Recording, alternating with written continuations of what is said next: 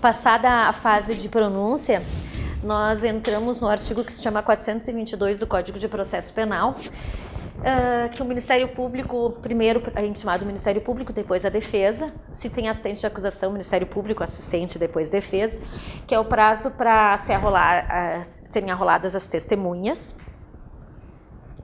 requerer as diligências finais e, enfim, estabelecer os últimos pedidos para o juízo.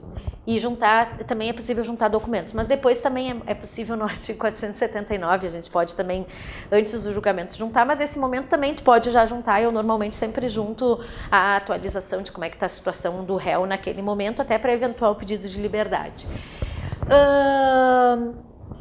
Quantas testemunhas podem ser arroladas? O Ministério Público pode arrolar 5 testemunhas. O ofendido não entra, ele é extranumerário, como eu diria. Por quê? Porque a legislação fala sempre que possível o ofendido será ouvido em plenário de julgamento do Tribunal do Júri. Então, além das 5 testemunhas, está no rol todas as vítimas sobreviventes ou as vítimas que existirem, porque às vezes a gente tem crimes, por exemplo, de patrimoniais, que são conexos, enfim, e não precisam ser arroladas, porque na verdade elas entram no rol, têm que ser chamadas sempre que possível, então não precisa nem rolar o Ministério Público nem a defesa, se quiserem ouvir as vítimas, para que sejam ouvidas. Os documentos, eu estava explicando para os senhores, né, que esse é um momento de rolar documentos, mas tem um segundo momento que é o artigo 479, porque para poder utilizar uma prova contra o acusado que trate da pessoa dele ou que trate dos fatos em julgamento, isso necessariamente tem que estar no processo. E é um prazo que tem que ser juntado 3 dias antes. Qual que é a posição em relação a esses 3 dias? A posição que está prevalecendo no momento é que esses 3 dias tem que ser 3 dias inteiros. Ou seja, eu não posso juntar na segunda-feira, na terça, quarta. Não, as pessoas têm que ter 3 dias inteiros. Se eu quero esse meu júri é na quinta, teoricamente 3 dias úteis, porque são úteis, não são dias corridos, dias úteis.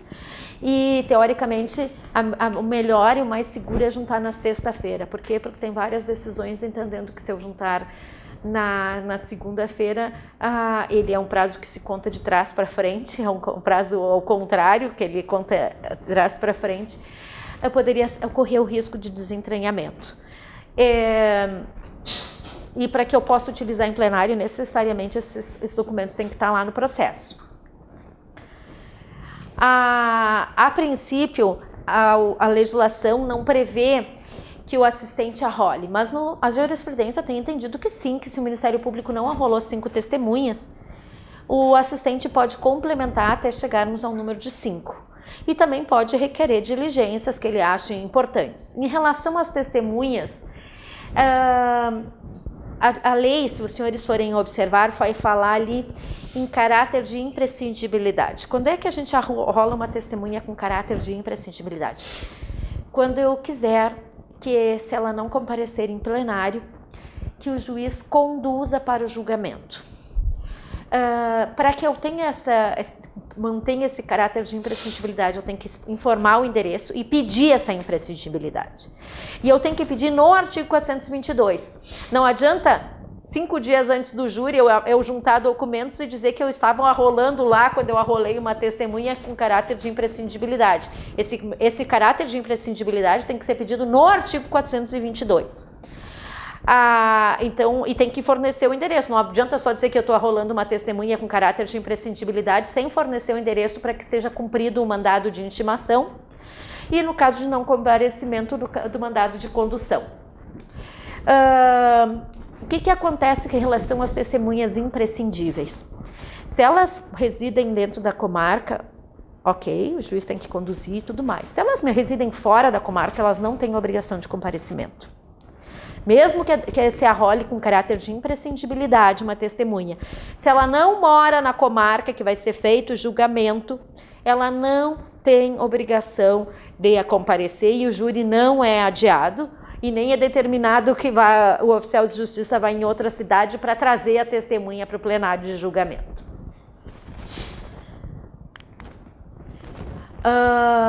Quando o Ministério Público apresenta o 422, a defesa apresenta, e então vai para o juiz. O juiz, o que tem que fazer nesse momento? Marcar o julgamento, deferir as diligências que ele acha importante e tem que fazer um relatório do processo. É muito importante que eu esclareça aos senhores, que eu me esqueci de falar em relação ao 422, que também é o momento de pedir o esclarecimento dos peritos, que também é extranumerário. Se eu pedir como esclarecimento, se eu arrolar como rol de testemunhas, vou passar pelo mesmo problema, vai ter que contar no rol. Mas normalmente a gente pede como extranumerário, pedindo que sejam feitos esclarecimentos, e aí ele é ouvido antes do interrogatório do réu. Esse relatório é como se fosse mais ou menos um relatório que um juiz faz na fundamentação no relatório de decisão, de sentença ou qualquer outro, que é assim breves considerações sobre tudo que aconteceu no processo e de que crime o réu está sendo levado a julgamento. Não tem que fazer considerações pessoais sobre prova no relatório. E esse relatório, por que não pode fazer considerações pessoais? Porque ele é entregue para os jurados no dia do júri. No dia do júri, é obrigatória a entrega da decisão de pronúncia e das outras decisões que julgaram admissíveis à acusação e do relatório do processo. O judiciário tem que necessariamente fazer esse kitzinho e entregar para os jurados. Então, como ela é uma decisão como esse relatório é entregue para os jurados, por óbvio que ele tem que ser sem vinculação sobre as provas, o que cada testemunha disse, não, ele é um resumo do processo e de todas as pessoas que foram ouvidas, interrogatório, enfim, é isso aí. Eu já vi ser impugnado, né, porque por o juiz às vezes falar demais, ou porque às vezes tem alguma informação que não é verdadeira, tipo a folha que menciona não está correta, e aí eu já vi ser impugnado, e aí cabe sim impugnação. Nunca vi nenhum recurso de negativo, porque normalmente os juízes corrigem. Eu nunca vi acontecer em toda a minha vida como promotora, nunca vi alguém recorrer, vi alguém impugnar, mas nunca recorrer.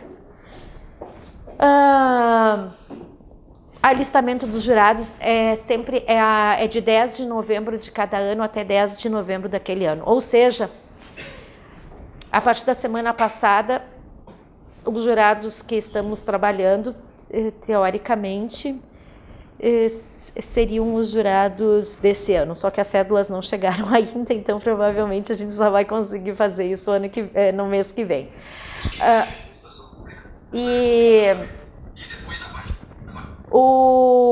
A gente tem uma lista que é a provisória em 10 de outubro, e dessa lista provisória qualquer um do povo ou o juiz de ofício pode excluir jurados. Por quê? Porque o jurado tem que ter idoneidade.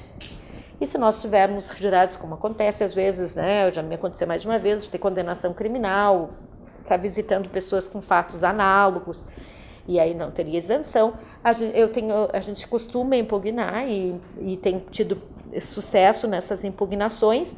E a lista definitiva, dia 10 de outubro, é a lista provisória, com todos os nomes, é nesse período que é possível fazer a impugnação, e dia 10 de novembro aí sai a lista definitiva de jurados. O que qualquer pessoa da comunidade pode impugnar. Tu não precisa ser funcionário, tu pode ser...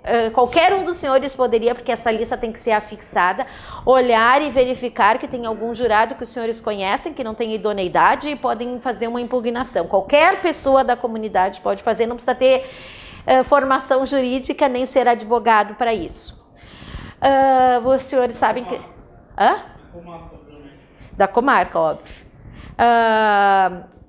Os senhores sabem que teve uma discussão muito grande sobre o uso dos consultas integradas, se a gente pode ou não para verificar os jurados, mas e a defesa chegou a entrar com mandado de segurança há anos atrás sobre o assunto, e o nosso tribunal, pelo seu pleno, disse que que o Ministério Público sim tem legitimidade de olhar para ver se o jurado já teve preso, se ele tem processos, se ele visita apenados, enfim, porque nós atuamos como custos legis, além de parte no processo. Então, essa discussão toda que o Jader Marques reabilitou no julgamento da Kiss é uma discussão ridícula, porque o posicionamento do nosso tribunal é pacífico, foi pacificado no sentido que a gente pode fazer isso.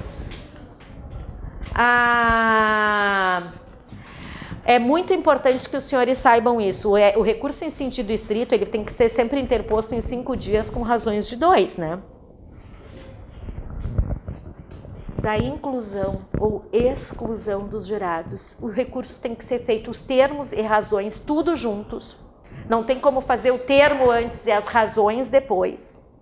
Tem que ser feito tudo junto. O prazo é de 20 dias da decisão que inclui ou exclui para se fazer esse recurso. E ele é interposto direto no Tribunal de Justiça para o presidente do tribunal. Quem julga o recurso de inclusão ou exclusão de jurados não é uma das câmaras criminais, é o presidente do Tribunal de Justiça. Então, por favor, prestem atenção em relação a essa situação para que, se forem questionados sobre isso, não errarem. Não errarem. 20 dias, com termo e razões, direto para o presidente do Tribunal de Justiça, não é um recurso para as câmaras criminais e nem é interposto em primeiro grau, ele é direto lá no tribunal, para o presidente. E os jurados, né, tem a questão da exclusão por ter participado no ano anterior, né, e o ano é definido, não é de 1º de janeiro a 31 de dezembro, o ano do júri é de 10 de novembro de um ano até 9 de novembro do ano seguinte. Então, esse prazo de anterioridade, de tu não poder ter participado nos últimos 12 meses, conta-se de 10 de novembro. Né? Então, nenhum dos jurados que participou de 10 de novembro do ano passado até 10 de novembro desse ano, né, pode ser novamente sorteado para fazer parte desse mês. A grande questão é: todos os jurados estão incluídos nesse rol dos que não podem? Não, só se tu formou conselho de sentença. E lembra aos senhores, corpo de jurados, juiz e mais os 25 jurados ou os que forem. Conselho de sentença são os 7 sorteados. Então, o teu impedimento de estar de novo é se tu fez conselho de sentença e não se tu foi só chamado e não foi sorteado para fazer parte do tribunal do júri, para ser jurado naquele mês. Se tu só foi chamado e não foi jurado, tu pode ser chamado no ano seguinte ou no ano júri do ano seguinte. E quanto a essa participação do jurado que já foi do ano anterior, o STJ já tem decisões anulando. O nosso tribunal não estava anulando, mas é uma precaução muito importante que não tenhamos jurados do ano anterior, né? Que seja perguntado no início do mês se algum dos jurados, por algum acaso, a cédula foi emitida de novo e que eles já estavam no último ano, para a gente não ter nenhum problema e de nulidade que possa ser acolhida um dia e ter que fazer todo o júri de novo. O desaforamento. Até 2008, o desaforamento era interposto no primeiro grau e o juiz encaminhava para o tribunal. Por favor, desaforamento é um assunto bastante importante, é um assunto que eu já vi que mais de uma vez caiu em algum concurso. E o desaforamento, o que é? Nós temos situações, como a Boate Kiss, que nós teríamos uma dificuldade pela pressão social que existia, por todas as pessoas ali terem algum conhecimento prévio a toda a comoção social, que o julgamento acontecesse em Santa Maria. Como é que se faz o requerimento de desaforamento direto atualmente no Tribunal de Justiça? O pedido de desaforamento é feito direto no Tribunal de Justiça. Pode ser feito, inclusive, pelo magistrado de primeiro grau. O magistrado de primeiro grau faz uma representação ao tribunal, dizendo que a comarca não tem isenção. Como é que é teu nome? A Bruna me perguntava, e disse que assistiu o júri do caso Bernardo. No caso Bernardo, no primeiro júri do caso Bernardo, a juíza, que foi a que presidiu também o segundo, que é a Sucilane, tinha mandado um pedido de desaforamento para o tribunal, que não o acolheu. Mas ela tinha entendido que a comarca de Três Passos não tinha isenção para julgar. E eu vou dizer que eu fui lá, a comarca, eu não sei se é porque ele é médico da cidade, adorado e tal, mas eu senti assim uma protecionismo a pessoa dele assim imensa. Tipo assim, ele é nosso médico, como é que vocês querem persegui-lo? E é isso.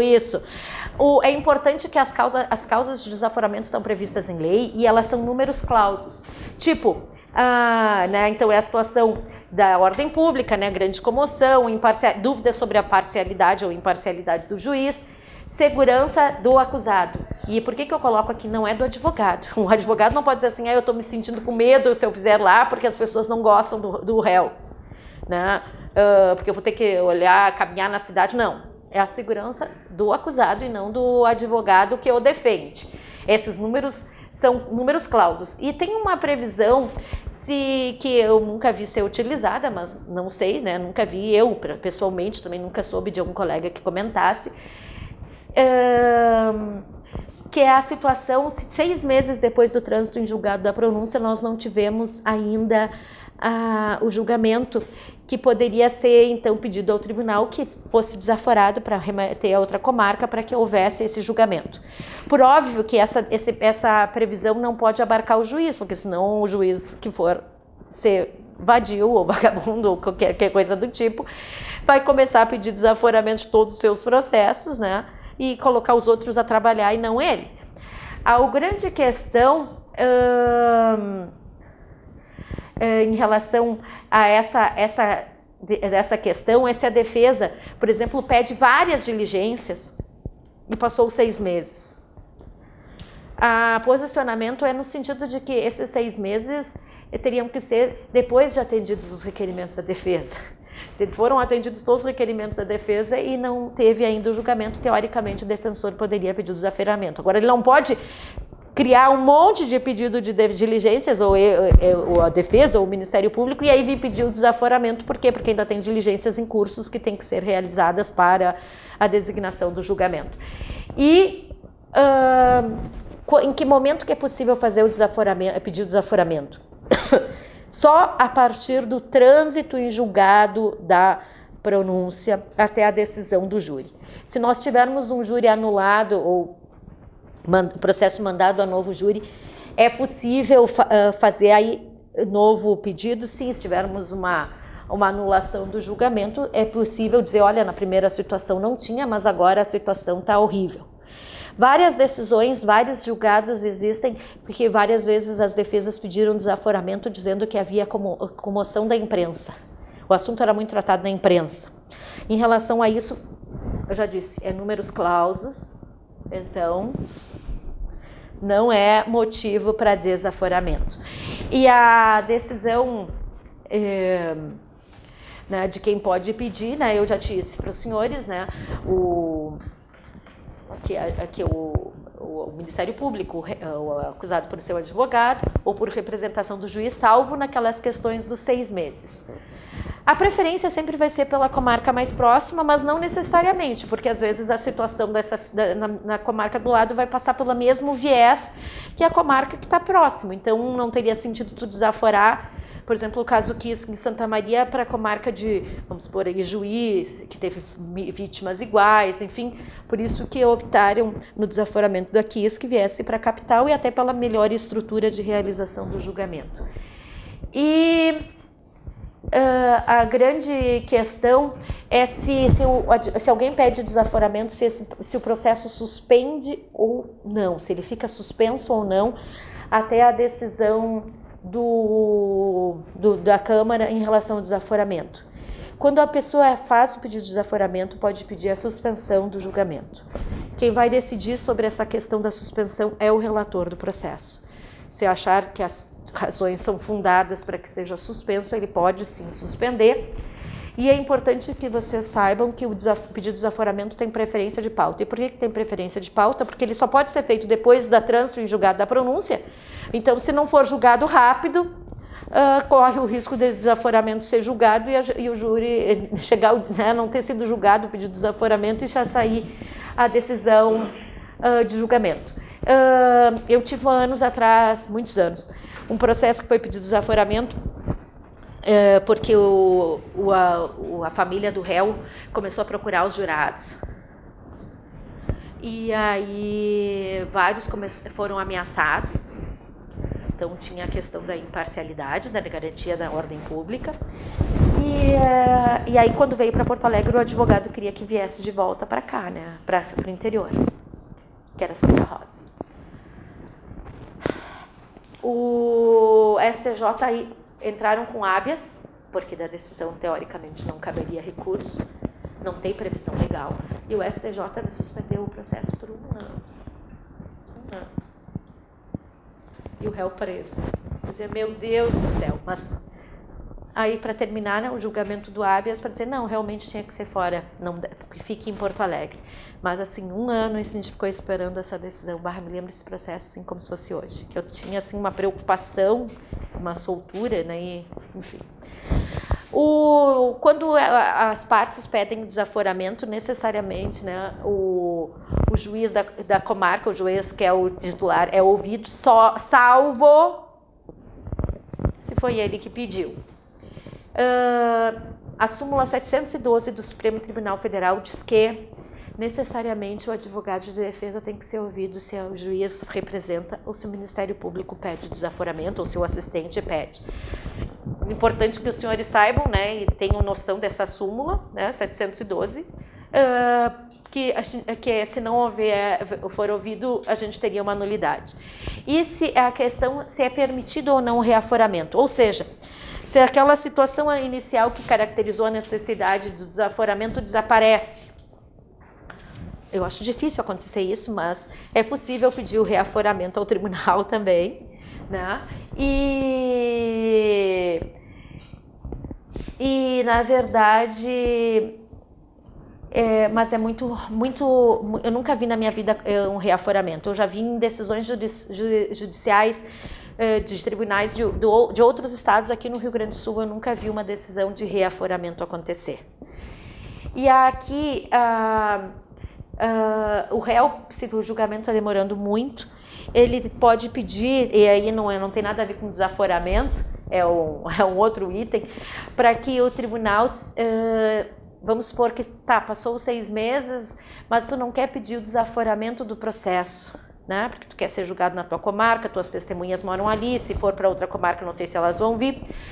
Ele pode entrar com um pedido também no tribunal, é uma outra previsão legal, para que o tribunal determine que o juiz marque o júri. O acusado pode fazer isso enquanto réu. E também eu nunca vi isso acontecer na minha vida, mas enfim, né? Quem sabe um dia, né, a gente possa ver tudo isso. Marcado o julgamento, o que tem preferência para a organização da pauta do juiz? Primeiro, os réus presos. Entre os réus presos, o primeiro preso.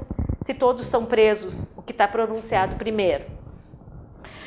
Quanto ao assistente de acusação, esse ano passado me defrontei até com essa situação, que o assistente ele tem que se habilitar até 5 dias antes do júri. Eu tive uma situação que 2 dias antes do júri o assistente se habilitou e eu tive que me manifestar contra a habilitação do assistente, porque isso é uma previsão legal e se o assistente viesse a se manifestar ou trabalhar no processo, eu teria uma nulidade. Então, necessariamente, para que não haja surpresa à outra parte, o assistente tem que, no mínimo, vir 5 dias antes do júri a habilitação. E, por favor, né, vocês lembrem que o assistente de acusação, ele só passa a ser possível dentro do processo a partir do recebimento da denúncia. A procuração tem que ter poderes especiais para o assistente de acusação. Né? É muito importante que a gente tenha essa noção, não só que ele só pode ser admitido depois do recebimento da denúncia, mas como da procuração com poderes especiais, E assim, por isso que ele não é admissível nem no inquérito policial e nem no juízo de execução penal. Eu já, mais de um processo meu, eu recebo os inquéritos e as famílias das vítimas já apresentam procuração querendo acompanhar como assistentes, e a minha manifestação em todos esses processos, olha, não cabe habilitação como assistente, mas nada impede que o advogado contratado pela família acompanhe enquanto não é oferecida a denúncia, que é o que eu tenho feito em todos os meus processos em curso. Vamos supor que tem o julgamento e o réu é absolvido e não tinha assistente de acusação. Nesses casos, a gente normalmente tem 5 dias para interpor recurso da decisão do tribunal do júri. Se o assistente não está habilitado ainda, ele tem 15 dias após os 5 dias do prazo do Ministério Público. Então, ele tem, por favor, prestem atenção, porque essas palavras, às vezes, são essas palavras que fazem a diferença numa pergunta. Esses 15 dias são após o prazo do Ministério Público. Então, o Ministério Público tem 5 dias para interpor recurso da decisão do Tribunal de Júri, e se o Ministério Público não interpõe, a assistência pode fazê-lo nos 15 dias que seguem a esses 5. Se o assistente já está habilitado no processo, ele tem os 5 dias e aí não tem mais esse privilégio.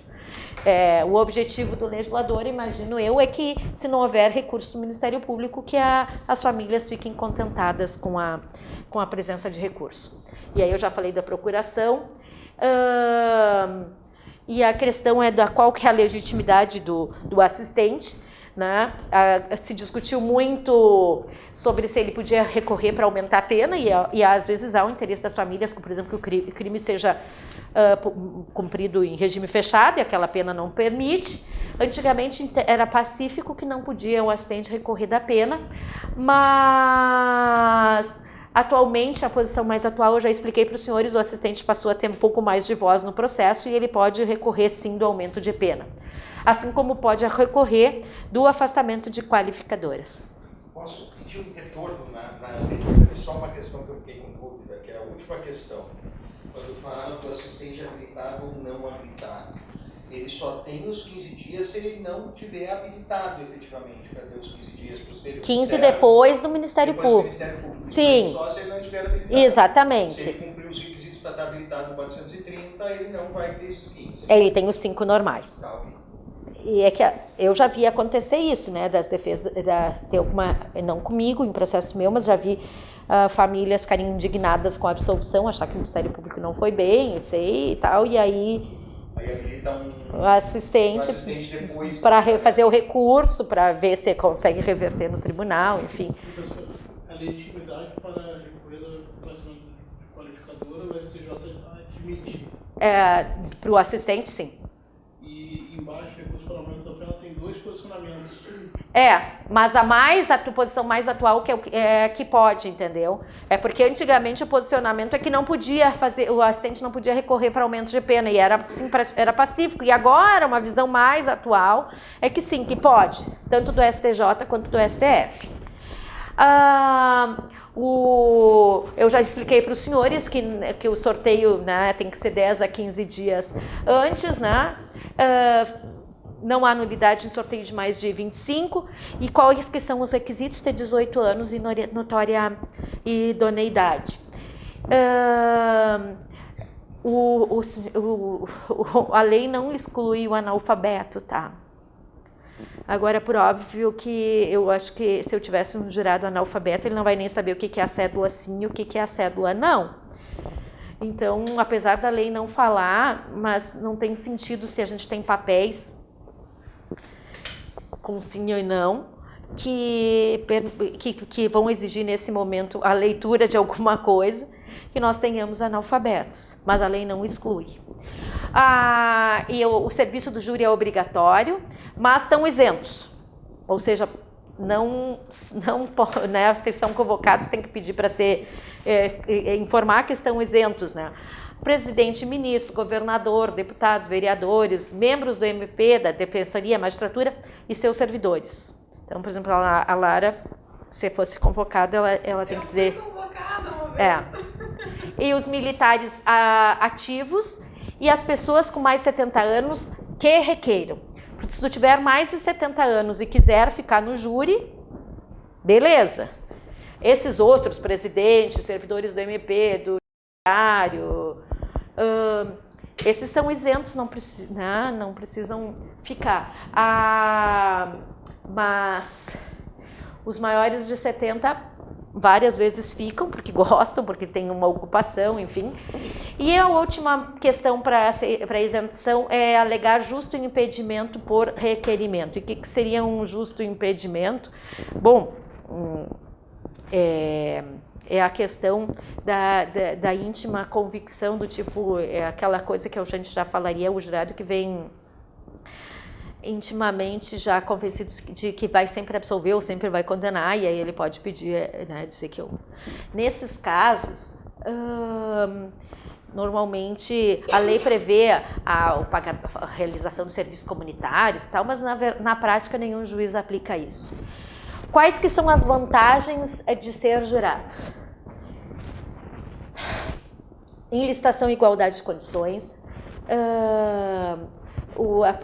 a preferência nos provimentos por concurso, quando tiver então um sorteio, né, ele tem preferência, e a preferência em promoção ou remoção voluntária. Antigamente a legislação até 2011 previa que um dos benefícios de ser jurado era a prisão especial. E em 2011 mudou o artigo de lei e retirou a prisão especial do rol dos benefícios dos jurados. Mas a posição majoritária é que ainda persiste, que a prisão especial ainda é uma garantia até de segurança do jurado. E essa prisão especial é óbvio, né, é até o trânsito em julgado, porque depois do trânsito em julgado ninguém mais tem direito à prisão especial. Se alguém alega suspeição, eu, por exemplo, no último mês eu tive uma jurada que o filho foi testemunha, foi um fato que aconteceu no Café de la Musique, uma boate que tinha aqui em Porto Alegre, até meio chiquezinha, e o filho estava na boate e foi um dos que socorreu e foi um dos que foi testemunha. E ela, por óbvio, não podia ser jurada, né, porque ela tinha prévio conhecimento, tinha amizade inclusive com as vítimas e tudo mais. Então, essas pessoas que alegam suspeição ou são impedidas, por quê? Porque não podem participar no mesmo conselho marido e mulher, ascendente com descendente, filho, nora, genro, durante o curadio, enfim, irmãos. Elas contam para o número legal de 15. Por que, senhores? Porque se a legislação fala que para o corpo de jurados é o juiz e mais 25, ok. Mas a gente só pode instaurar um plenário com 15 jurados. E às vezes a gente está com 15 e um desses 14, um dos que foi retirado, é uma situação dessas de suspeição ou impedimento. Para essa, eles contam para o número legal de instalação, eles contam para os 15. Não, é porque, na verdade, o que pode acontecer é ter um estouro de urna, né? Mas tu pode instalar a sessão de julgamento. A grande questão é em que momento tu pode instalar a sessão de julgamento. Com os jurados que são suspeitos, impedidos e apresentam incompatibilidade, tu pode instaurar, porque eles contam no número legal de 15, mesmo que não estejam os 15 na urna. Compreendeu agora o que eu quis dizer? Porque os nomes dessas pessoas não vão ir para a urna, mas contarão para que possa ser instalada a sessão que exige necessariamente 15 jurados. E aí aqui nós temos, né, as causas de impedimento, suspeição, enfim, que são as mesmas dos juízes togados, mas estas aqui, que é do 448.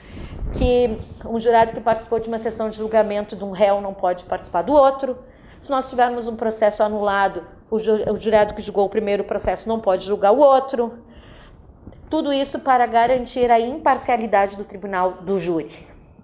E a situação de prévia disposição para condenar ou absolver, né, que eu nunca vi um jurado escrever isso, né? mas deve acontecer em alguns lugares, mas eu já vi alguns juízes que eu trabalho me relatarem que receberam requerimentos nesse sentido, mas não me dizendo o nome dos jurados nessas circunstâncias. Os jurados, e isso até a gente vai ter amanhã aula sobre crimes contra a administração, né, e uma das questões entre o artigo 327 equipara a função de jurado para a função de funcionário público, dos crimes contra a administração pública, o jurado está equiparado para fins penais. E se a gente não tiver um número mínimo de 15 jurados, necessariamente a gente tem que fazer um sorteio suplementar, até para que o julgamento aconteça na próxima sessão de julgamento, e deve constar isso em ata. Os jurados, depois de sorteados, ficam incomunicáveis, né? Não podem conversar sobre o processo, não podem se manifestar durante o julgamento, e enquanto a gente estiver em julgamento, depois que termina o julgamento, depois que eles tomam a decisão sobre condenar ou absolver, aí termina a incomunicabilidade. Eles não podem conversar, eles têm que, assim que são sorteados, antes de fazerem o juramento e antes de terem conhecimento das provas, eles avisam as famílias, por exemplo. Eles já perdem contato, ficam sem celular, sem contato com o meio externo, para que não haja uma influência indevida na decisão dos julgamentos. Sessão, né, é o júri, são um quórum de 15 jurados, que eu já disse. Nos 15 jurados não conta as incompatibilidades, suspeição, né, pode se instalar com isso. E a reunião é os meses em que é realizada a sessão. Se o Ministério Público não se fizer presente de forma injustificada, é oficiado ao Procurador-Geral de Justiça. E se o defensor justificar, é adiado, e se o defensor não comparecer e não o defensor constituído e não comparecer e não justificar, para a próxima sessão designada é intimada a Defensoria Pública ou o defensor dativo, enfim, e também se oficia a OAB para comunicar da ausência do advogado na sessão de julgamento. Réu preso tem que ser conduzido para a sessão de julgamento. Quando é que não precisa ser conduzido? Quando ele, réu, por favor, aditivo, as duas coisas, pedem para não estar presente. Eu tive uma preocupação bastante grande em relação ao júri do caso Bernardo, porque o Boldrini só teve esse ano no primeiro dia, e a minha primeira atitude foi dizer, eu quero um documento assinado pelo Boldrini com os seus advogados que ele vai voltar para o presídio e não vai querer continuar acompanhando o julgamento. E todos os dias eu fiz ter todos os dias um documento para não me gerar nenhuma nulidade, porque o réu preso necessariamente teria que ser conduzido. Só não ou só não precisa, né, se ele assina junto com o defensor. E se eles divergirem, prevalece o entendimento da defesa técnica, porque a defesa técnica a gente está falando em plenitude de defesa e compreende melhor a necessidade ou não do réu estar presente na sessão de julgamento. Eu acho que para o Boldrini foi uma boa tática ele não ir, porque ele não tem nenhum carisma, ele não chora, ele não, né? Então acho que até foi uma boa tática de defesa, mas via de regra é importante a presença do réu, que pode sensibilizar os jurados. Se o réu está solto, se ele está regularmente intimado, e essa intimação pode ser por edital, né? Se procura nos endereços, não é localizado, se intima por edital, o julgamento sai com ou não, sem a presença dele. Não há nenhuma nulidade em relação ao réu solto. Nossa preocupação tem que ser em relação ao réu preso. Assistente de acusação e querelante, no caso de denúncia, de queixa subsidiária, na verdade não é denúncia, é queixa subsidiária, se não vierem, o julgamento acontece da mesma forma. E as testemunhas eu já expliquei para os senhores, depende da situação de constar o caráter de imprescindibilidade ou não e morarem na comarca para a gente ter né, a ausência ter alguma importância. Se não tem caráter de imprescindibilidade ou se não moram na comarca e não vierem, né, e esse caráter de imprescindibilidade informando o endereço, o julgamento acontece de igual forma. Quando aberto o trabalho, as nulidades, eu já tinha dito para os senhores, que a pronúncia sana as nulidades relativas existentes até então. Do momento da pronúncia até o julgamento, se acontecer alguma nulidade relativa ou alguma questão, ela tem que ser arguida após o pregão. E o que é o pregão? É o momento em que se diz quem que vai ser julgado, quem que é o réu que vai ser julgado, porque o crime vai ser julgado. As recusas, por favor, prestem atenção. Os senhores talvez saibam, mas não sei se sabem, mas acho bem importante que saibam disso. O Ministério Público sempre vai ter só 3. Os réus é 3 por réu. Então, antigamente, se o réu tinha o mesmo defensor, se tinham 2 réus com o mesmo defensor, se compreendia que a defesa só tinha 3 recusas. Agora, de forma bastante pacífica, não importa, se tiver um só defensor, mas ele estiver defendendo 2 acusados, é 3 recusas para cada réu. Anotem isso. 3 recusas para cada réu. Para o Ministério Público é 3 ao total, não importa o número de réus, não importa o número de fatos. Para a defesa, 3 por réu é a posição, inclusive, do STJ e bem pacificada sobre o assunto. O conselho de sentença eu já tinha dito para os senhores, são os 7 jurados sorteados, né? O corpo de jurados são o juiz com todos os jurados. O conselho de sentença só os 7 jurados sorteados para aquele dia. Tu perguntavas, né, ali sobre a questão, mas se tiverem 14, se tiver estouro, pensa assim, ó. Vamos supor, né? Cada réu tem 3. 3 mais 3, 6. Ministério Público mais 3. 9. E tem que ter 7. Então, se nós tivermos estouro de urna, eu já abdiquei às vezes, de recusar um jurado para poder que não tivesse estouro de urna. Já me aconteceu, por outro lado, de ter estouro de urna, porque eu tinha muitos defensores, e mesmo eu não fazendo nenhuma recusa, não fez diferença nenhuma. Aí, como é que se procede? Eu já vi algumas pessoas, eu já vi algumas decisões isoladas, dizendo assim, é possível que se coloque na urna os jurados que aquele réu não recusou e se faça o júri. Mas a posição majoritária é que nesse caso haveria nulidade, tá? Eu já vi, por exemplo, aqui em Porto Alegre, que nós temos 4 varas de júri, juiz e buscar jurado na outra vara, porque a gente tem 4 júris acontecendo simultaneamente. Resultado que o processo foi anulado. Então, assim, os processos têm que caminhar para frente, não para trás. O ideal é marcar nova data, se possível dentro daquele mês, na primeira pauta desimpedida, senão vai ser em outra. E aí a ordem, para que nós não tenhamos nova cisão, primeiro, o que é autor no sentido de que não seja partícipe, né? Então quem atirou e não aquele que só estava junto. Os réus presos, o primeiro preso e o primeiro pronunciado. Essa é a ordem que o juiz tem que seguir para designar um novo julgamento. Sorteados os jurados, e nós temos sendo 7, é feito o compromisso.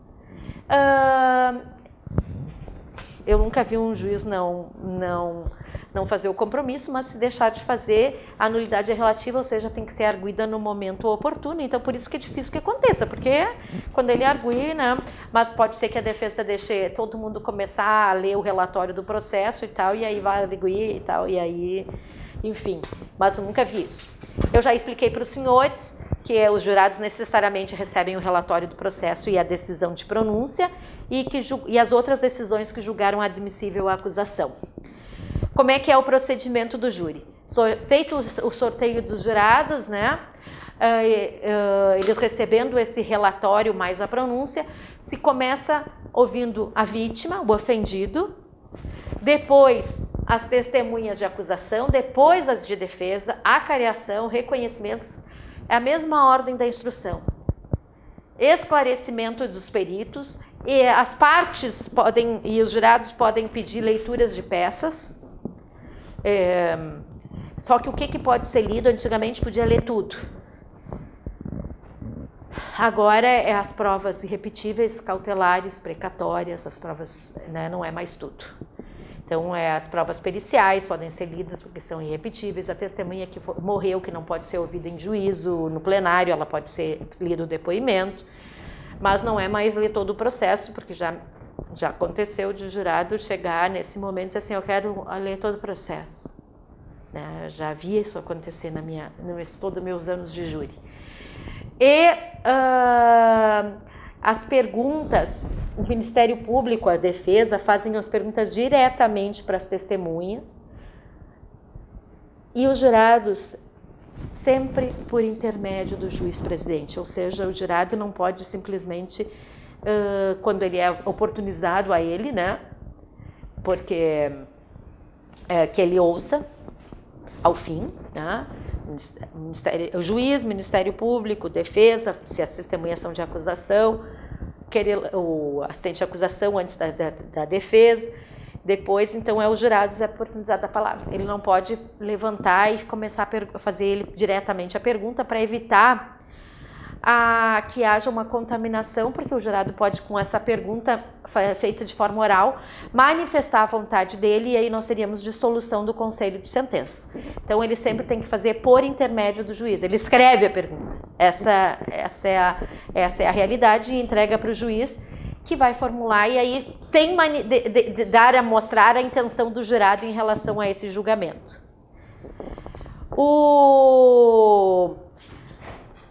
Eu já expliquei para os senhores que ouvidas todas as testemunhas, né, os esclarecimentos dos peritos após as acariações e reconhecimento, aí que é o momento, né, e o que é permitido de leitura de peças, precatória, cautelares, antecipadas, provas antecipadas, ou seja, aquela pessoa que está com uma doença terminal e aí tu ouve antecipadamente, porque essa pessoa vai morrer e aí tu não vai ter ela em plenário, justamente, por isso que ela é uma prova antecipada, e as não repetíveis. É muito importante eu ressaltar esse artigo aqui para os senhores. Artigo de 2021, por favor, o artigo 474, inciso A do Código de Processo Penal. Por quê? Porque esse artigo é um artigo novo, é um artigo bastante importante, porque quando tivermos as oitivas, sempre na instrução plenária, porque ele é previsto ali na instrução plenária 474A, tem que se cuidar para que haja respeito à dignidade da vítima na instrução plenária. Não fala em dignidade da vítima nos debates, fala durante a instrução plenária, que é as oitivas, cariação, fala dos peritos. Durante a instrução plenária, é obrigatório que haja respeito à dignidade da vítima. Então, se veda qualquer utilização de qualquer meio que possa constranger. E essa é a primeira coisa que esse artigo prevê. E que eu acho que é um artigo que eu tenho quase certeza que vai ser perguntado alguma coisa sobre esse artigo. E a outra questão é que também a gente tem que lutar pelo respeito à dignidade na instrução plenária e a vedação de utilização de linguagem, material e informação que ofendam a vítima ou a testemunha. Aí aqui fala em testemunha. Inicialmente, quando a gente fala em dignidade, a gente fala da vítima. E quando a gente está falando da utilização de linguagem, material e informação que ofenda a vítima ou a testemunha, aí a gente está falando tudo isso na instrução plenária. A gente está falando aqui num objetivo que é tanto para a vítima quanto para as testemunhas a serem ouvidas. A dignidade da vítima na instrução plenária, ela é regra, tem que ser obedecida atualmente, sob pena de responsabilização civil, administrativa, criminal, tem toda ali uma responsabilização, e durante a instrução também a dignidade da vítima e testemunhas na forma que se pergunta e na linguagem utilizada. Eu acho que o Salim deve ter falado bastante desse artigo, eu imagino que ele não deve ter deixado de falar desse artigo do 474A. Eu já expliquei que o artigo 474, parágrafo 1º, prevê a ordem de quem vai perguntar no interrogatório e que se aplica analogicamente na primeira fase. As algemas, a gente sabe que os réus não vão mais algemados, só se for uma situação de segurança extrema, só a exceção é se for uma necessidade de ordem e segurança. E o silêncio eu também já tratei com os senhores, como é que tem sido, né, essa questão do silêncio seletivo, na verdade está escrito aqui relativo, acho que o corretor errou, corrigiu, mas é o silêncio seletivo. Os debates, quanto tempo nós temos, se é um réu só, 1h30 para cada uma das partes. Se for mais de um réu, 2h30 para acusação e defesa. A discussão jurisprudencial é se nós tivermos 4 ou 5 acusados, se é possível aumentar esse tempo.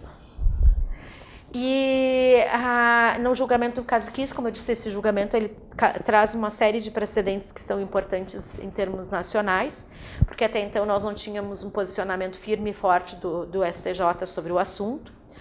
Mas no caso Kiss, o juiz tinha determinado que eram 6 horas de debates, porque eram 4 réus, um processo muito complexo. Eu entrei com correição parcial, porque essa decisão foi tomada antes do julgamento. E o tribunal não me deu provimento à correição parcial. E uma das defesas também entrou com correição parcial. E aí essa defesa, eu recorri em recurso especial, mas o meu trâmite de processo de recurso especial é a defesa entrou com habeas corpus. E o STJ, de uma forma unânime, decidiu que só é possível a gente aumentar o tempo de 2h30 se houver um acordo entre as partes. Ou seja, nós não podemos ter um aumento de tempo discricionariamente fixado pelo juiz sem que as partes, acusação e defesa, concordem com esse aumento de tempo. Então, bem importante esse precedente. Por isso que eu coloquei... acho que eu coloquei acordo, porque necessariamente nos debates o Ministério Público tem que falar antes, depois a assistência pode falar, até depois o Ministério Público pode falar de novo, mas a primeira pessoa a falar necessariamente tem que ser o Ministério Público, não pode começar os debates com a assistência da acusação falando. E o Ministério Público, você sabe, a gente pode pedir absolvição, e é um momento nos debates, é o momento da gente pedir as agravantes e pedir que elas fiquem consignadas em atas. Da mesma forma, a defesa é o momento de pedir as atenuantes e a consignação em ata. Quando houve essa mudança, até 2008 não precisava ser pedido as atenuantes, quando houve essa mudança, eu confesso aos senhores que várias vezes as defesas não pediam a atenuante da menoridade. E eu comecei a recorrer dizendo que então o juiz estava fixando de ofício, porque dizia a legislação que durante os debates as partes têm que suscitar o que buscam e as agravantes e atenuantes. Cheguei a ter alguma decisão favorável, mas hoje em dia nem tento mais recorrer dessa situação, porque de uma forma bastante pacífica foi no sentido de que a menoridade é uma atenuante que é possível de ser vista de qualquer forma e que mesmo que a defesa não alegue, o juiz pode reconhecer. A contrário senso, eu já vi, e eu nunca me esqueci de suscitar uma agravante de reincidência, mas já vi colegas esquecendo de suscitar a agravante da reincidência, e o juiz fixar e o tribunal excluir. Ou seja,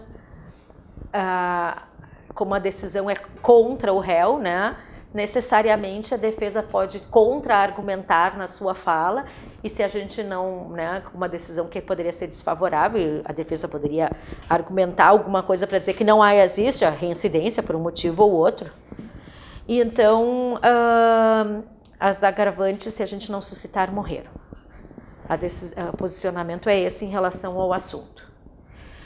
Se tem mais de uma qualificadora, eu por muito tempo pedia para o juiz para que fosse consignado que acolhida mais de uma agravante, a qualificadora, que uma delas servisse para balizar a pena de 12 anos, e que as outras servissem como para fins de agravantes penais, porque previstas em lei como agravantes. Tipo, motivo torpe, recurso que dificultou a defesa da vítima, todas são previstas como, não só como qualificadoras, como agravantes. Se eles acolherem mais de uma qualificadora, que ela seja utilizada como agravante.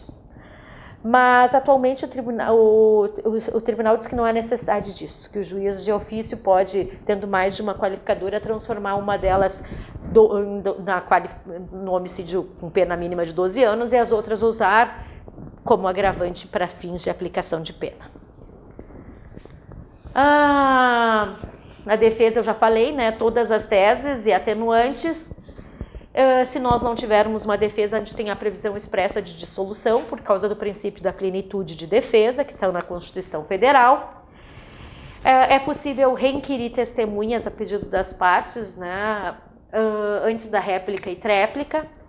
A réplica é uma faculdade, mas assim, se o Ministério Público não vai à réplica e simplesmente diz assim, não, eu não vou à réplica porque já está provado que o réu é o autor porque tem tais elementos. Querido, se ralou, porque aí o advogado passa a ter direito à tréplica. Já fez a réplica. Isso. Então, assim, não. Isso até eu diria assim, uma coisa meio antiética, tu querer achar que tu vai sair ganhando falando uma coisa dessas, né? E eu até discuto a ética de quem trabalha dessa forma, né? Tu vai à réplica ou não vai, tu não tem que dizer que não está indo porque está provado, porque tem elementos e tal. A grande discussão... Bom, o tempo de réplica, deixa eu só dizer, se é um réu só é 1 hora, se é 2 ou mais são 2 horas. E a mesma questão sobre a necessidade de acordo em relação ao primeiro tempo, que as partes têm que acordar para que possa ser ampliado, é em relação à réplica e tréplica, só se houver concordância de todas as partes.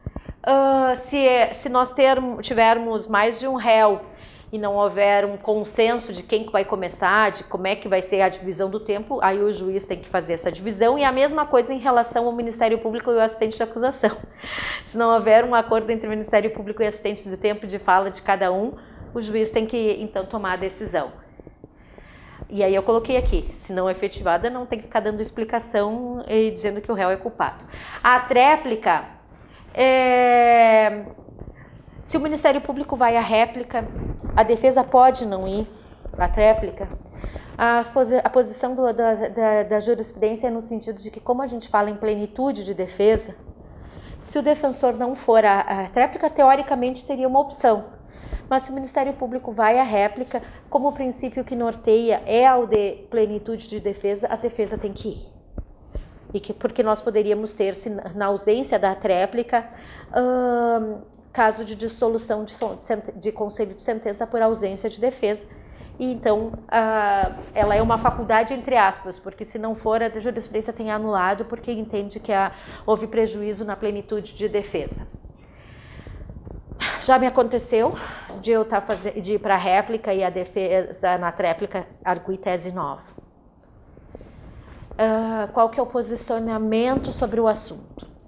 O posicionamento prioritário é que a defesa não pode fazer isso, porque teoricamente a gente até pode fazer uma parte, mas tu não tem o tempo necessário para explicar essa tese para os jurados, essa tese defensiva para os jurados. Então, o posicionamento majoritário é que não é possível alegar nova tese na tréplica, mas não é um posicionamento pacífico e eu tenho bastante receio que esse posicionamento se altere. Acho que é uma tendência bem forte. Há 2 anos atrás eu fui fazer um júri em Pelotas, designada, e foi aí que eu disse para os senhores que eu me defrontei com a situação do defensor vir com tese nova, de participação de menor importância em crime menos grave na tréplica, e aí eu disse para o juiz que não podia quesitar, e ele disse, não, eu vou quesitar porque eu não quero que seja prejuízo a defesa às teses defensivas. Sim, mas a tese defensiva tem que ser na primeira etapa. Aí ele pegou e disse assim, não, eu vou quesitar e eu estou determinando um tempo dentro da fala da defesa para a senhora se manifestar. E vou consignar em ata, então, a sua impugnação, mas também o meu deferimento de que a senhora podia se manifestar durante a tréplica. Ou seja, se eu não tivesse condenado o réu nos exatos termos que ele ia, eu acho que o tribunal não teria anulado, porque o juiz foi muito inteligente de ter feito isso.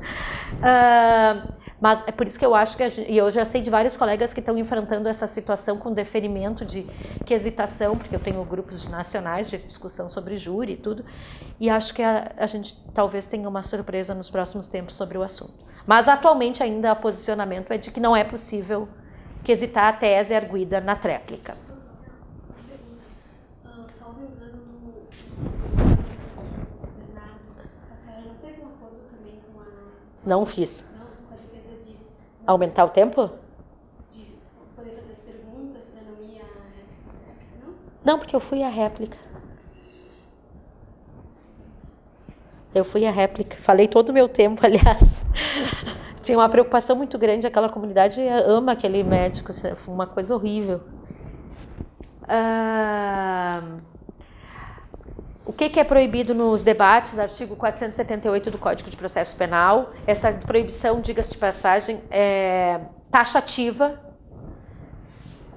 A pronúncia ou admissibilidade da acusação, algemas, silêncio do acusado ou a ausência de interrogatórios. A ausência de interrogatório eu acho que é um artigo quase despeciando nesse aspecto, porque, enfim, antigamente a gente poderia falar melhor sobre isso, mas, de qualquer forma, se o réu resolve não comparecer, está preso e resolve não comparecer e não ser interrogado, eu não posso falar sobre essa circunstância. E esse rol é taxativo, muito se discutiu se esse rol era exemplificativo ou taxativo, e hoje em dia está pacífico que esse rol é taxativo. É sobre isso que não pode se falar no plenário. Sobre a pronúncia ou a admissibilidade da acusação, algema, silêncio do acusado ou ausência de interrogatório. A questão importante, eu não posso falar sobre isso como argumento de autoridade para beneficiar ou prejudicar o réu, ou seja, posicionamento, além de dizer que é taxativo, é que tem que se provar o prejuízo necessariamente. O que eu tenho a dizer para os senhores sobre essa questão que eu acho bastante importante? Eu não posso ler a pronúncia, mas a defesa pode ler em pronúncia, porque é a decisão, essa decisão, ela não é de pronúncia ou admissibilidade da acusação, ela é uma decisão de impronúncia. Então, a defesa pode ler a impronúncia. Mais de uma vez eu tenho processos que eu consegui reverter no tribunal a decisão de impronúncia e as defesas leram.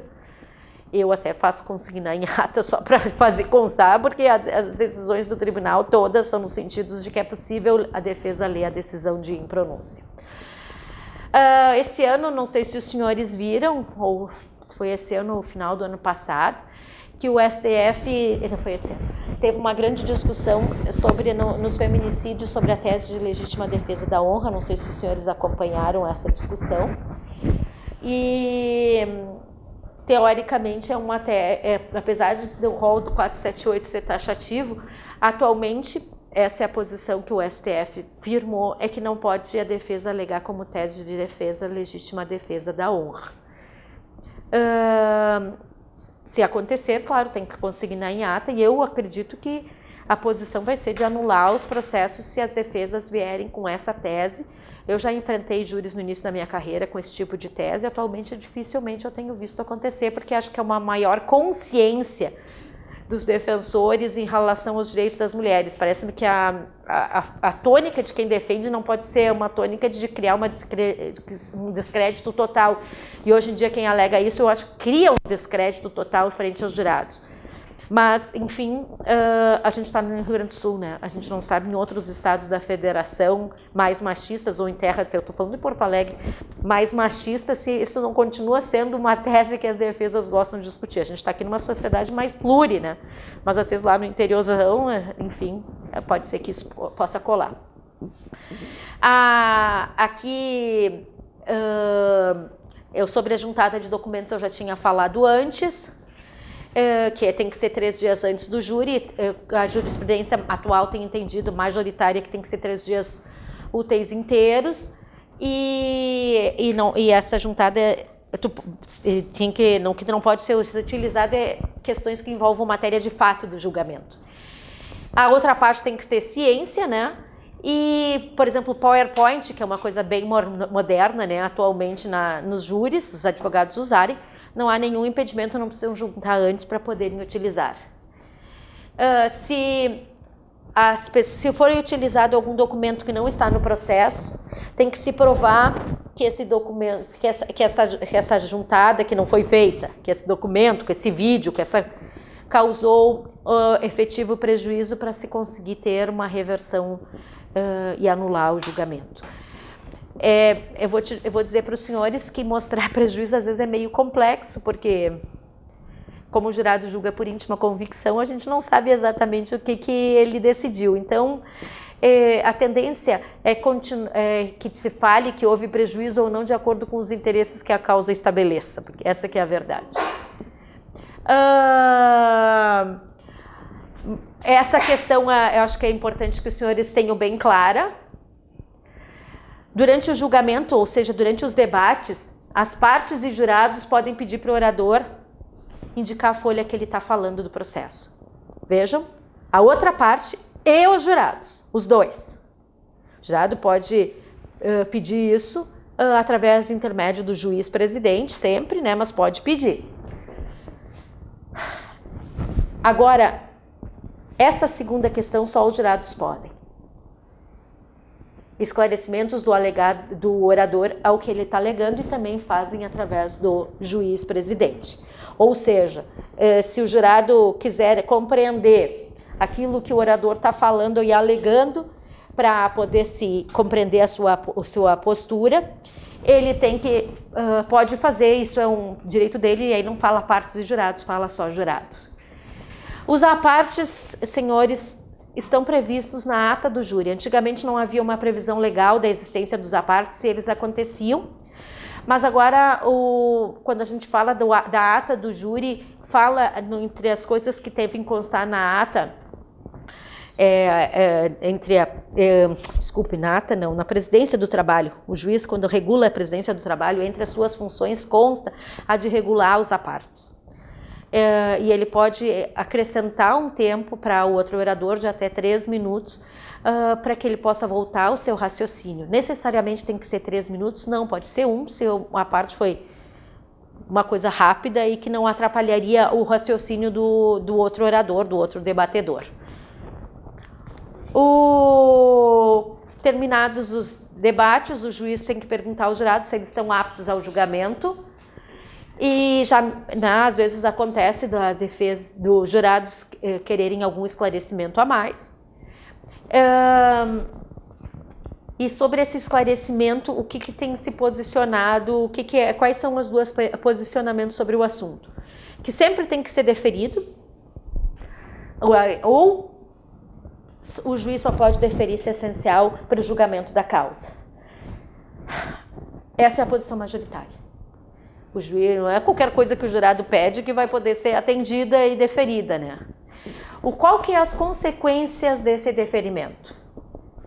O julgamento é suspenso se é possível fazer no momento, e se não é possível fazer no momento, tem que dissolver o conselho de sentença e marcar outra data. Alguns anos atrás, eu estava assistindo um júri de um colega meu, e o réu negava a autoria, a vítima tinha sido estuprada e morta e asfixiada. E foi feito o exame de DNA, porque ela foi estuprada, e foi encontrado sêmen do réu no corpo da vítima. E ele dizia que nunca tinha visto a pessoa na frente. E ela foi encontrada morta no lugar que era uma obra em construção que ele estava fazendo zeladoria. Então, assim, meu Deus, a gente tinha DNA. Aí uma jurada, e aí o que ele fez? Depois que matou, ele enrolou ela num plástico de lona. E aí uma jurada disse assim, eu queria as digitais do plástico de lona.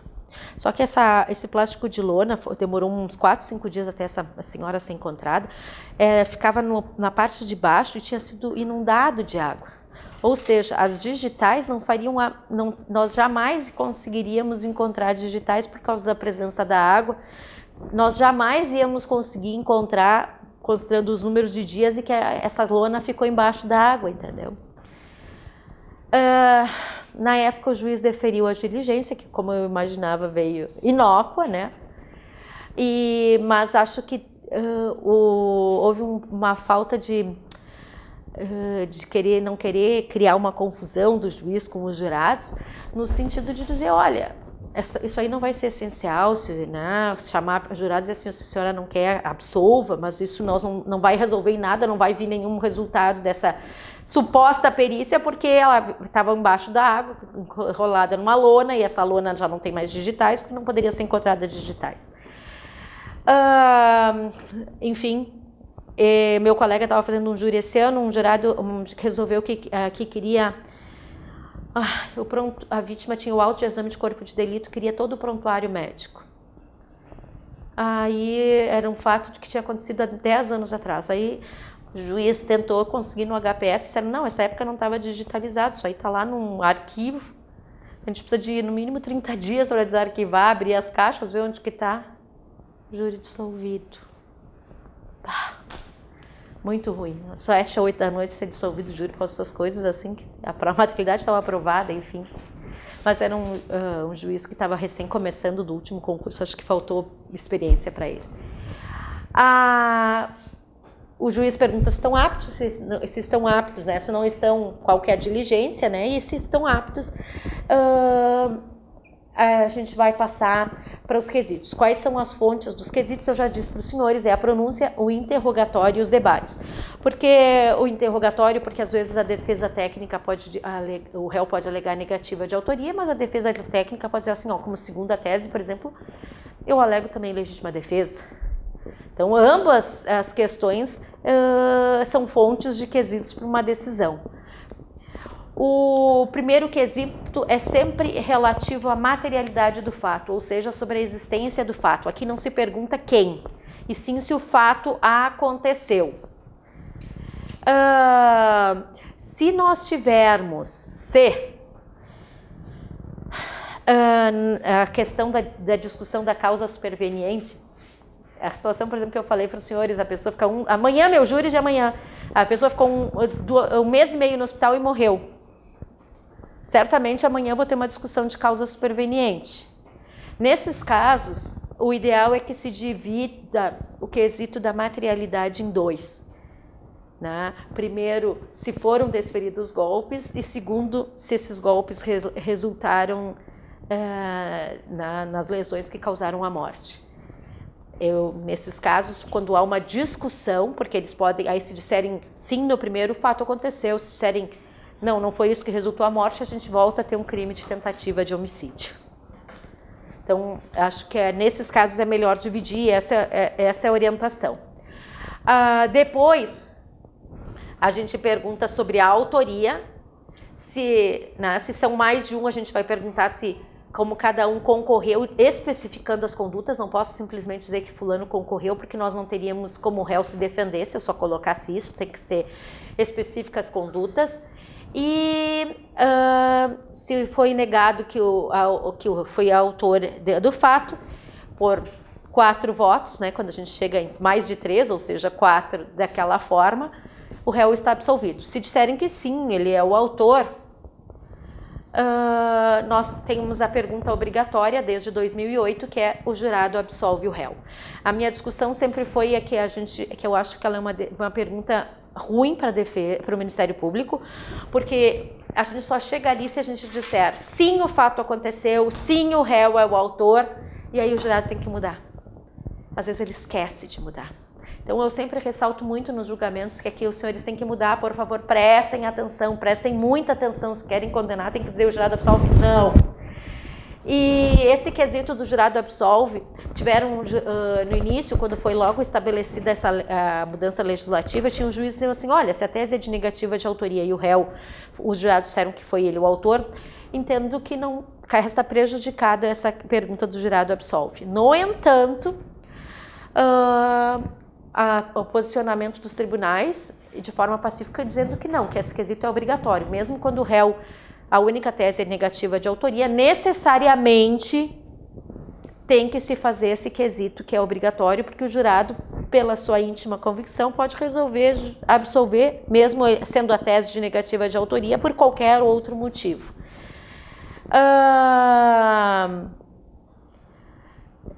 Se negativa a tese e acolhida a autoria, com absolvição nesse quesito, não há nulidade, posição majoritária é a nulidade. Várias vezes a gente, nessa minha carreira toda, eu e vários colegas nos defrontamos com a situação de a tese de negativa ser a única e os jurados absolverem, dizerem que o réu foi o autor e o jurado absolve sim. E, na verdade, a posição majoritária é que nesse caso não há nulidade do julgamento, porque eles poderiam absolver por clemência ou por qualquer outro motivo, baseado na questão da soberania do tribunal do júri e da soberania do tribunal do júri e dos julgamentos por íntima convicção, que são garantias constitucionais. Quando há essa contradição, a grande questão é se pode se pedir ou não para requisitar, tá?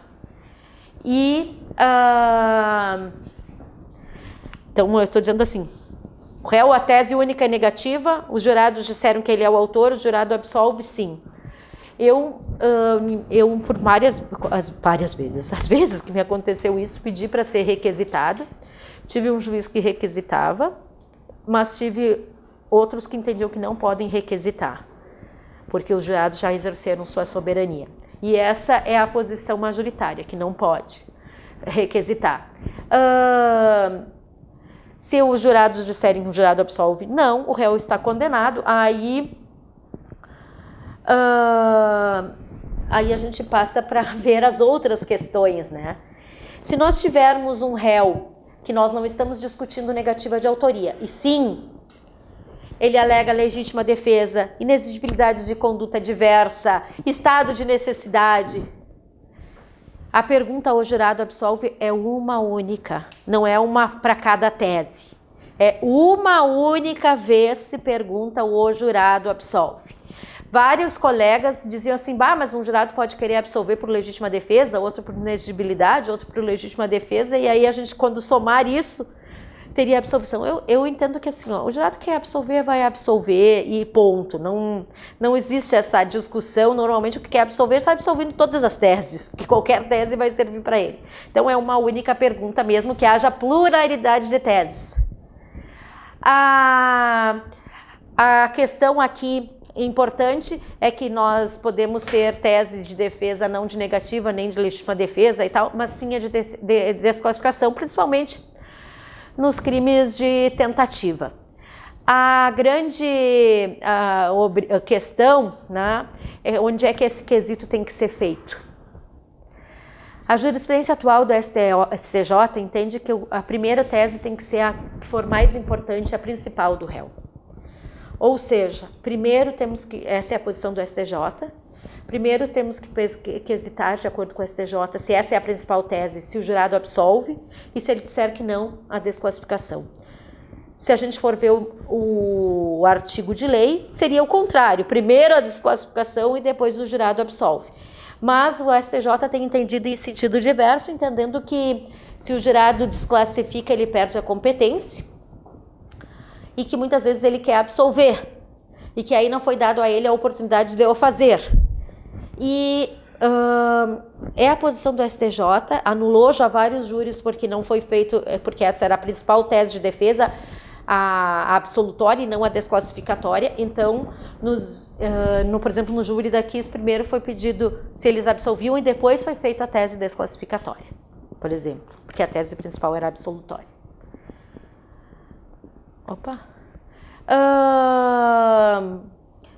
E aí foi o que eu falei para os senhores, né? Se a tese é de absolvição por legítima defesa e desclassificação, qual que se faz antes?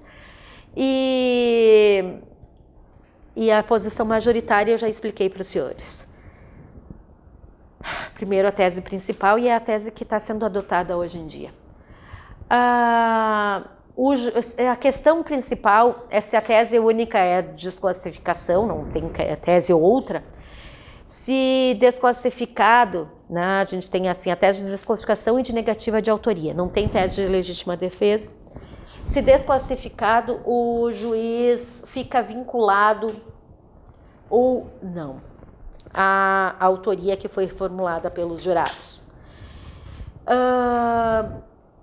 A posição majoritária é que o juiz não se vincula à decisão dos jurados de autoria, mesmo que eles digam que o réu foi autor e digam que não se trata de uma tentativa de homicídio, e o juiz tenha que assumir a decisão de desclassificação para tomar uma decisão, a posição majoritária é que ele não fica vinculado a essa decisão. E as modalidades de desclassificação em plenário pode ser próprio, que quando desclassifica para outro que não da competência do júri é imprópria. Desclassifica apontando o crime, como por exemplo no excesso culposo. O excesso culposo, os jurados quando desclassificam é perguntado se o réu excedeu culposamente. Então já está fixado qual crime seria, que seria por exemplo o homicídio culposo.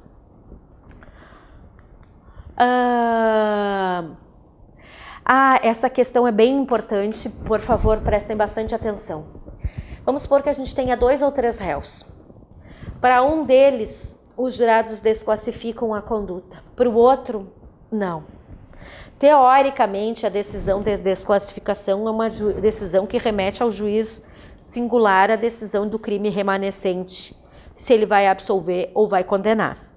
No entanto, se um dos jurados julga um réu, condenando ou absolvendo, dando uma decisão e uma definição no concurso de pessoas para um réu, ele fica competente para desclassificação, ou seja, ele volta a julgar o réu que foi desclassificado. Por que isso? Porque nós não podemos ter 2 competências diversas para o mesmo processo, uma competência do juiz singular e uma competência dos jurados. A partir do instante que os jurados tomarem uma decisão condenatória e desclassificatória ou absolutória para um réu, e nós tivermos vários, e para o segundo eles desclassificarem, eles vão ter que dizer se vão absolver ou condenar esse réu que eles desclassificaram.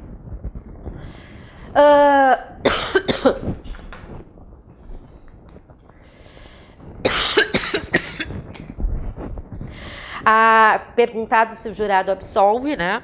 Nós vamos para as causas de diminuição, primeiro, antes das qualificadoras.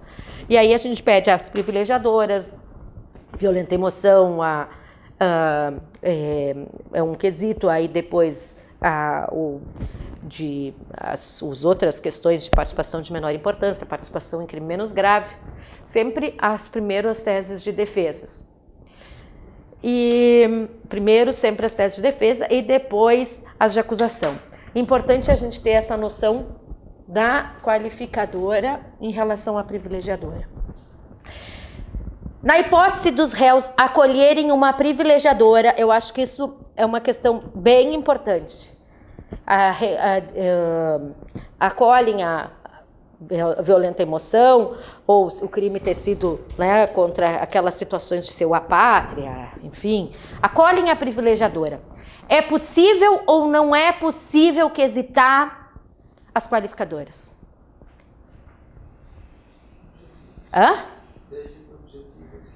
Exatamente. As objetivas, sim. Então, o recurso meio cruel, uso de arma de uso restrito, a grande discussão, e eu coloquei aqui esqueci de atualizar aqui com armas, né, as 9mm, esqueci de atualizar. Mas, de qualquer forma, as objetivas é possível qualificar. Qual que é a consequência disso? Se nós tivermos um homicídio privilegiado qualificado, ele não é mais crime hediondo. Ele passa a ser um homicídio privilegiado qualificado, com progressão de regime que 1/6 de pena, porque ele não é mais considerado e não está mais considerado como crime hediondo. A discussão que se travou muito é sobre o feminicídio, se era objetiva ou se era subjetiva. E, inicialmente eu tive várias qualificadoras afastadas dizendo que se o motivo era torpe, como a qualificadora do feminicídio era subjetiva, ela não poderia ter as duas. Atualmente não tenho mais tido afastamento, então pronunciando com ambas, porque a posição tem mais sido no sentido de que ela é objetiva. A gente tem que diferenciar feminicídio, que é a situação de menosprezo, e o femicídio, que é matar só porque é mulher, né? Mas não, né? Pode ser por tráfico, por qualquer outra situação, legítima defesa, qualquer outras circunstâncias que não envolvam o menosprezo à condição de mulher. Em relação aos transexuais, né, se estão abarcados no feminicídio ou não. A posição majoritária é que se a pessoa fez a cirurgia e mudou o nome, está abarcado na situação dessas. E quanto às formas das questões de qualificador e causas de aumento que estiverem na pronúncia, primeiro as qualificadoras, depois as causas de aumento. E a grande questão que eu acho bastante importante é que o ideal é que esses quesitos das qualificadoras constem se o réu fulano de tal cometeu o crime por motivo torpe, por recurso, e não simplesmente o crime foi cometido. Se for o crime foi cometido, até eu diria que é beneficiário para o Ministério Público, não para a defesa. Então, qualquer defensor um pouco mais teria que impugnar para que conste se o réu fulano de tal, né? O excesso culposo, que a gente antigamente quesitava na legítima defesa, todas as causas da legítima defesa, e depois se dissessem que não usou os meios necessários, aí se perguntava se excedeu dolosamente e depois se excedeu culposamente. Bom, infelizmente, nós não temos mais como perguntar se excedeu dolosamente, mas se excedeu culposamente, sim. E é formulado após o quesito da absolvição.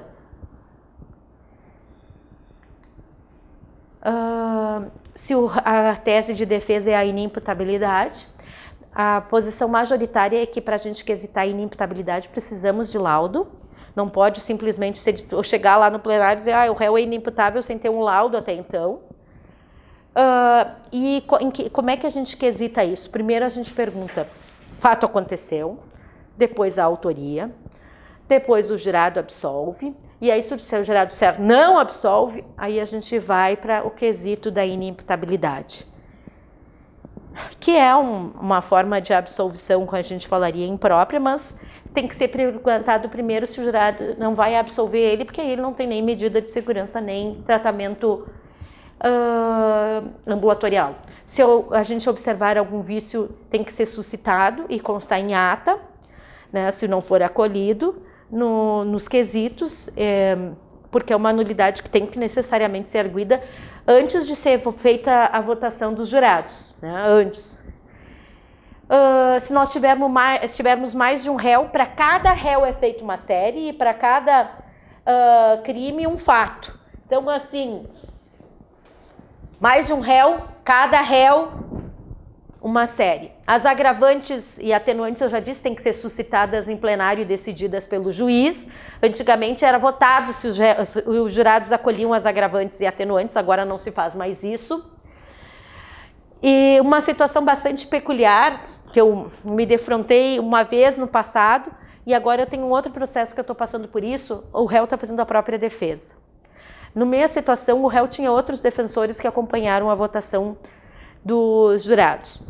Nesse caso aqui, o réu está fazendo a própria defesa e não tem outros defensores. Se tiver outros defensores, esses que entram na sala de votação, na sala especial. O problema é se o réu está em defesa própria sem outros defensores, porque o STF diz que ele pode acompanhar. O que seria para mim, vai ser um problema para mim nesse julgamento, porque certamente os jurados vão ter medo de votar, né? Para mim é uma situação bem complexa.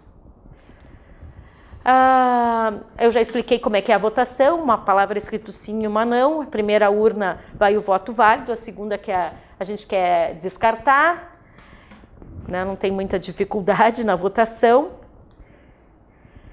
E a decisão do júri, a sentença é uma sentença complexa. Por quê? Porque é uma decisão que é tomada por duas partes.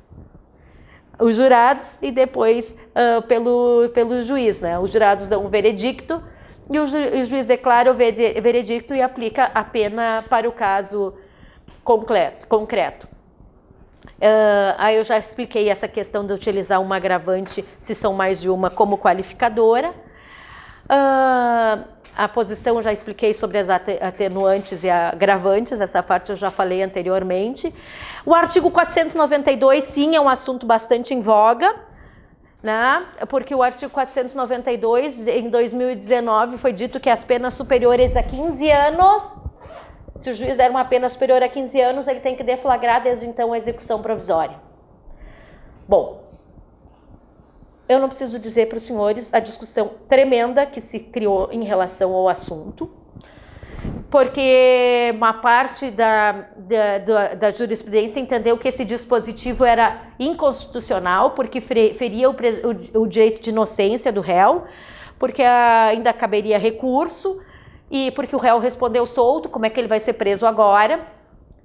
O Supremo começou a votar o assunto, né, no julgamento de repercussão, com julgamento de repercussão, e estava ganhando a tese de que a execução provisória pode acontecer, que não fere o princípio de inocência. E essa era a tese que ia ser proclamada por causa das votações que estavam tendo, não iam ter como reverter, e aí o Gilmar Mendes pediu vista para que volte para votação em plenário presencial. Ou online, agora já não sei, acho que estava online e ele queria que passasse presencial. Ou seja, ele sentiu que ia perder e fez uma manobra. Mas, mesmo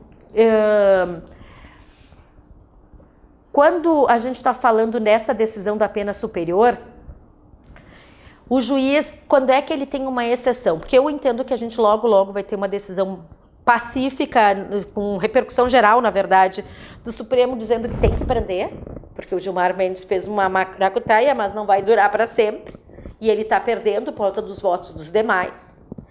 Quando é que o juiz pode não aplicar isso quando a gente tiver isso como consolidado de fato?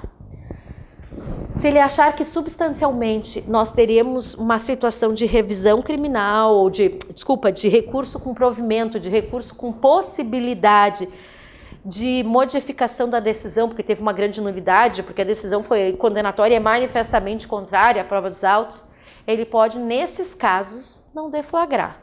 Mas a regra é, pena acima de 15 anos, tem que deflagrar a execução provisória da pena e determinar a prisão do acusado em plenário. Aqui eu já tinha falado sobre essa questão da desclassificação, quando é que é um ou no outro. E os crimes conexos do julgamento. Se os jurados absolvem, tem que expedir mandado de prisão. A ata de julgamento é assinada por todas as partes. Na falta de assinatura não anula o julgamento. Da decisão do júri cabe apelação em 5 dias. E a questão do assistente de acusação, né, que eu já expliquei para os senhores. Antigamente, o artigo 593, inciso 3, tem 4 causas para recurso, né?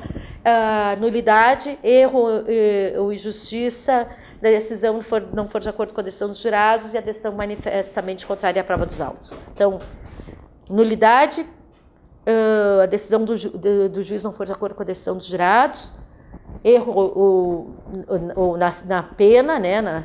E mais a decisão manifestamente contrária.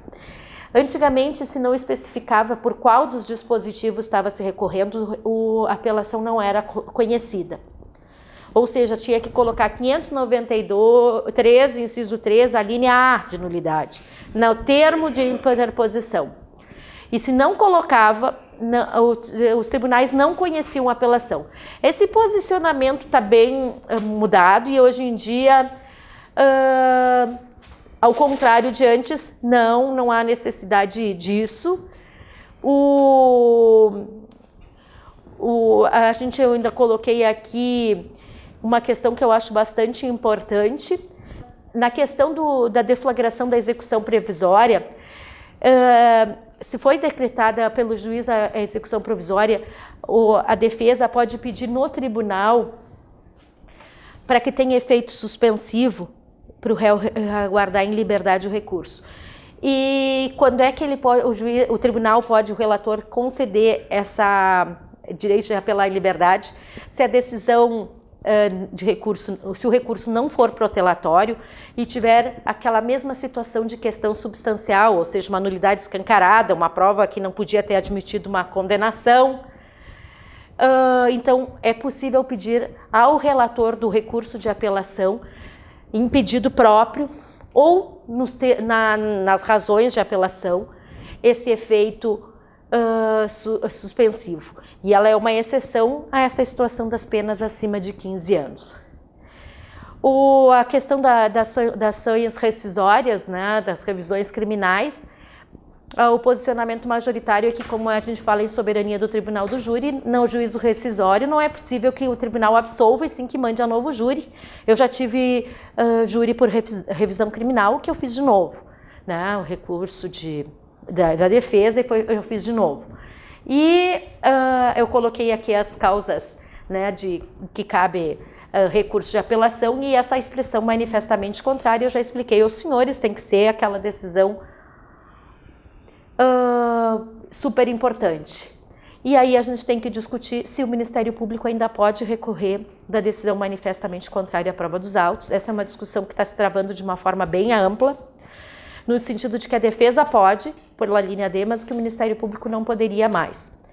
O nosso tribunal ainda está permitindo que se recorra, dependendo do relator e da Câmara, das decisões manifestamente contrárias à prova dos autos. Acho que logo, logo nós não conseguiremos mais fazer isso. Não conseguiremos mais. E aí, com isso, o réu é levado a novo julgamento para garantir a soberania do tribunal do júri. Porque, né, e aqui eu falei já das penas, né, da questão da pena, né, já falei como é que fica na situação. E a última questão que eu tenho aqui anotado para falar com os senhores é se é possível que o tribunal receba um recurso assim, olha, essa qualificadora que foi dada aqui não tinha que ter sido dada. Se nós teríamos necessidade de mandar isso a novo júri, ou o tribunal poderia readequar a pena. E o STF já decidiu, dizendo assim, se entenderem que não cabe essa qualificadora, poderia ser readequado a pena. Mas a posição majoritária no sentido da soberania do júri, ou seja, vai a novo júri e vamos discutir de novo a existência da qualificadora.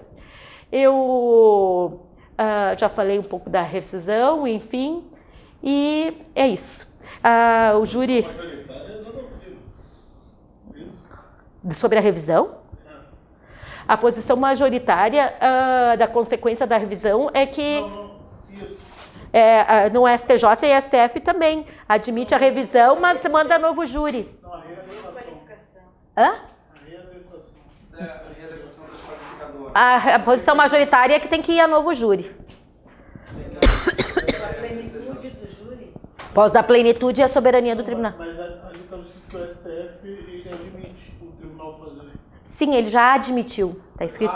Já admitiu. Aqui, ó. Já decidiu. Posição majoritária não é possível, devendo ser mandado ao novo júri. O STF já decidiu dessa forma, mas a decisão atual é no sentido diferente. Gente, muito obrigada. Desculpa que eu tive que correr muito, é um assunto muito amplo, mas eu espero que eu tenha conseguido transmitir todo o assunto sobre o tema, que eu tenho certeza que vocês vão ter questões nesse concurso de procedimento do júri. Eu tenho certeza absoluta, conhecendo os examinadores que estão nesta banca. Espero que eu possa ter esclarecido os senhores. Eu não sei se tem mais alguma dúvida, se alguém quer perguntar alguma coisa, que eu estou acostumada a ficar de pé bastante tempo. E eu estou assim, né, se alguém tem alguma questão a mais. Então, muito obrigada pela presença de todos e espero que tenha sido de alguma valia tudo que eu falei.